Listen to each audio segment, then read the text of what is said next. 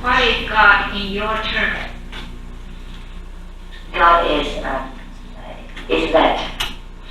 God is that. Oh my God. What is God?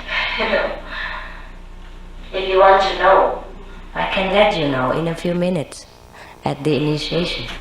But if you ask me, I'm also lost again. I can only tell you that God is the greatest power that you can ever imagine, the greatest love that you can ever have, the greatest satisfaction that you can ever long for. His will, God or whoever that power, the Buddha nature, the highest love, the highest ideal in the universe, that is God. And when you get that, you become higher. You become everything. You can accomplish everything. This is what God is. But so little people know God because they think they have everything in this life already. To talk about God is so abstract and no one understands that. And it's difficult for the one who has realized God to even talk about it because we human beings with a poor language and limited understanding cannot perceive God by explaining, but by self-knowing and realizing my own experience. The Kuan Yin method is the method to know God quickly, immediately, and every day you know Him again and again. Every day after initiation, He looks after you. Then you know there is God. Is that all right? Why is there an age limitation to initiation? The same thing. Because sometimes people, when they get too old, they are a little bit confused in the mind and they cannot understand the instructions or they cannot follow the vegetarian diet. That's all. If you could and your mind is still very clear, then you're welcome. No limit, even 80 years old. The soul is forever young. It's only the mind that we need in practice. Because if the mind doesn't grasp what is talked about, then he won't accept it and he won't let it go through. It is a gatekeeper. If you're not friendly with him, he won't let you come in. If people are reborn, why is the world population increasing? Because people are reborn. Because most people are not enlightened and not liberated. Therefore, the world population increases. Because there are some from hell that come up to be incarnated as human beings. They are animal kingdom beings. After paying their retribution as animal people, they come back and become human. The more cow, duck, chicken, pig people we eat, the more overpopulated the world will be. These souls have to find some revenge field for these actions. Also, there are some angels, some people from paradise. After some period of many thousand years or 100 years, they will reincarnate again on earth as a human being. Therefore, the world is always overpopulated. If we are created in God's image, then why are we so ignorant? Why didn't God create us enlightened? He's created us enlightened. It is that we don't walk with the light, we put it behind. We hide the light, we hide our light in the closet. If you want to know where the light is, you just get initiation and immediately see it. There's no need to ask God why His is not so loving. His is so loving. It is we don't use it. Just like you put your eyeglasses on your head, then you telephone somewhere and then go around looking for your eyeglasses. It is here. You can immediately see it. That's why it's a pity people don't see it. And I'm wondering every day. It's so easy to see God. This is the work of the negative force. What is the role of... I don't know what's that. What is the role of tantric ritual? What is yoga, right? Is that right? Tantric yoga is like this. The real tantric is the secret practice of kind of meditation. Why is it secret? Since ancient times, the master's life are in danger. You can see, for example, many Indian saints slain alive. Christ was nailed on the cross. Buddha was nearly assassinated and attacked nearly every day in his life. So the ancient masters were hiding themselves very well. So whenever you want to come to a master, it's difficult. So they call it a secret doctrine, secret way of practice. Now, tantric is one part of it. The real tantric is the practice of the Kuan method, the method of enlightenment. But nowadays, everything changes. After the real master died, everything changes. So, as with any religion or any sect, any kind of practice. So, again and again, a real master always has to be reborn in order to correct the proper method and tell people what is the correct one. But whenever the real masters come, people reject them, thinking, no, I practice tantric, I practice Buddhism, I practice Catholicism, and that's enough. They do not know that the living master is important. And the tantric nowadays is not the real tantric. And all the rituals are symbols of the real inner realization. For example, if you light the candles and the light, beat the drums and the gongs and ring the bells, these are symbols of the inner realization, the inner light and the inner drums, the inner bells, the inner conch, etc. So in any ritual, they blow a lot of music, they play a lot of music, and they light a lot of candles. In any church, in any practicing center, this symbolizes the inner power, the inner realization, the inner light, and the inner sound. Now they only have rituals and no essence, no realization.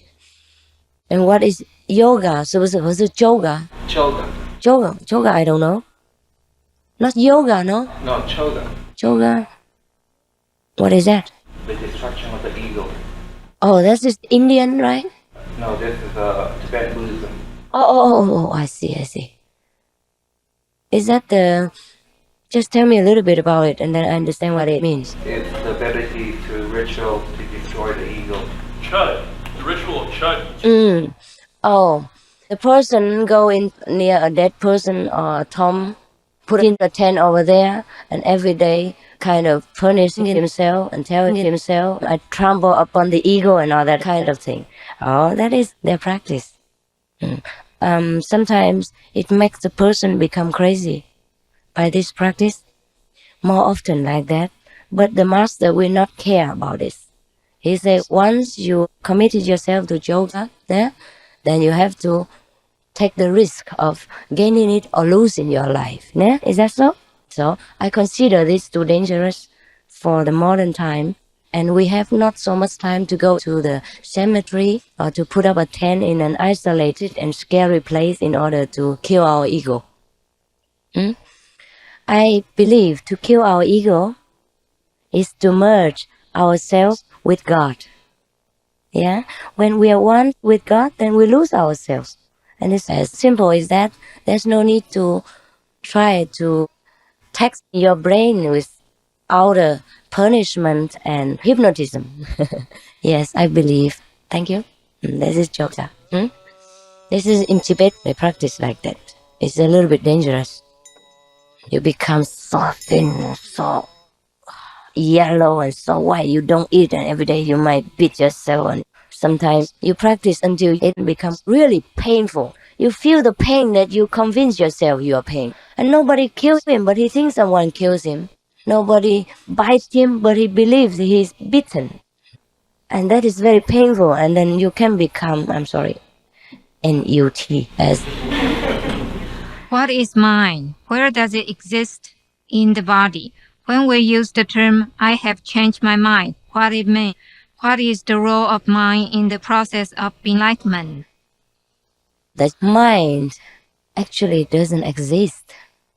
We know it when we think, or when we change our idea. So we know I have a mind, I have changed my mind. If we have no ideas, no thinking, no thought, then we have no mind. Where does the mind come from? Only from thinking, from the data we collect from the outer information. Our thinking is the result of our learning and our contact with other people. That's what we call mind. And the mind really doesn't exist. The mind we can call prejudice. Yeah, whatever we collect and we believe or not believe, and then we collect this. After some time, we call that the mind. If I believe in Buddhism and somebody comes along and preaches to me Catholicism, and I don't believe that priest, I say Catholicism is no good. This is heretical, atheistic, and things like that. And that is when you know you have a mind. You can say you have prejudices, that's all. The collected thought from someone else, it convinces you, and then it's rooted inside you, and you can't root it out. And this is what the mind is. And it's nowhere in the body. It's somewhere in the brain, maybe, in the gray matter, where you collect the different information and store it up there. But if we operate on the brain, we couldn't even find it. It is invisible. It's just thought waves. This is a mind. And now, what is the question? Where's the mind? After you read the question, you give it to me, so I might refer to it. I'm getting old and can't remember everything. When we use the term, I changed my mind. Yeah, we change our idea. Yeah, like I just want to marry. No, I mean, I'm a monk, I cannot. Some other example. Like I want to eat a candy. Yeah. I was just thinking about you and then talking about me. I can't get married now. I just want to eat a candy, and then I think, no, candy makes my toothache, so I changed my mind. I eat a fruit. And that's what we call, I changed my mind. So simple is that. Why do you have to ask me? We change our thinking, our choice of something. That is when we change our mind. What is the role of mind in the process of being enlightened? Oh, this is very important. The mind has a very big role in the process of enlightenment. It can help us and it can destroy our faith. Therefore, a master, however high degree, has to use a lot of logic and reasoning in order to befriend the mind, in order for the mind to accept the ideas. And then you can go get initiation and start the practice. If the mind doesn't accept it due to a lot of prejudices, due to a lot of preconceived ideas, then you are in trouble. Just like the first questioner, she or he say, I like to follow you, but my mind doesn't get the message through. That's the problem, because we have so many preconceived ideas.